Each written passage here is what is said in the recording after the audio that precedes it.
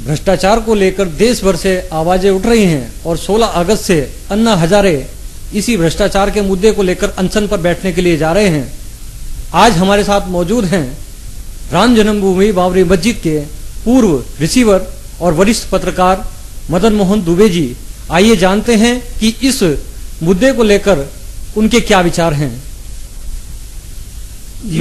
मेरे हिसाब से अन्ना हजारे एक बहुत बड़ी गलती कर रहे हैं और लोकतंत्र को नुकसान पहुंचाने की कोशिश हो रही है, क्योंकि हमारे संविधान प्रदाताओं ने लोकतंत्र में संसद को, न्यायपालिका को और प्रधानमंत्री को सबसे ऊपर रखा है। वो भ्रष्टाचार के लिए अनशन नहीं करना चाहते हैं, वो लोकपाल बिल के लिए अनशन करना चाहते हैं। तो लोकपाल बिल में कमियां हैं, मैं ये मानता हूं कि जो लोकपाल बिल सरकार ने पेश किया उसमें कमियां हैं, लेकिन उन कमियों को दूर करने के लिए सरकार से आग्रह होना चाहिए, न कि उसके लिए जिद होना चाहिए। जिद और लोकतंत्र दोनों एक साथ नहीं चल सकते।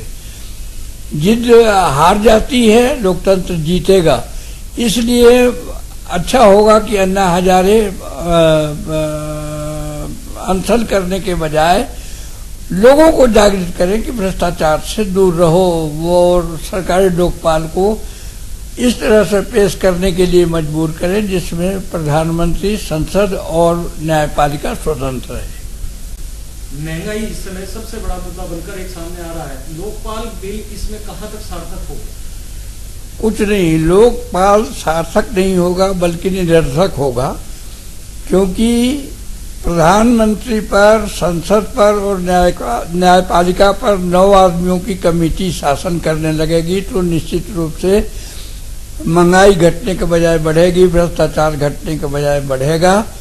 और जितनी भी चीज अभी हम देख रहे हैं उनके विपरीत सारे आचरण होंगे, क्योंकि वो 9 आदमी तानाशाह हो जाएंगे। यह लोकतांत्रिक देश है, तानाशाही देश नहीं है।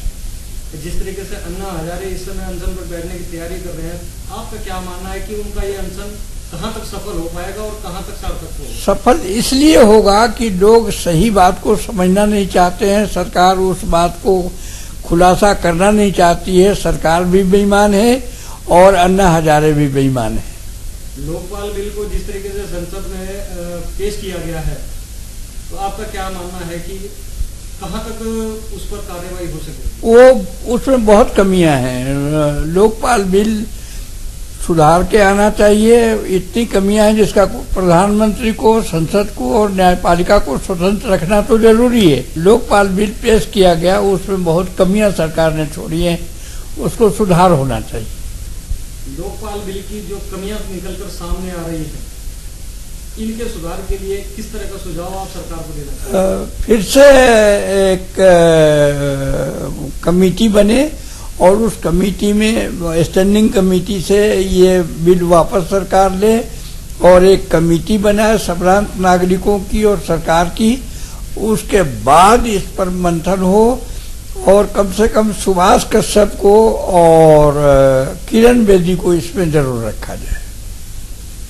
अन्ना हजारे के अनशन और लोकपाल बिल को लेकर जो हालात इस समय बने हुए हैं, 16 तारीख के बाद इन हालात से पर्दा उठता नजर आएगा। हरिद्वार से मनोज कश्यप।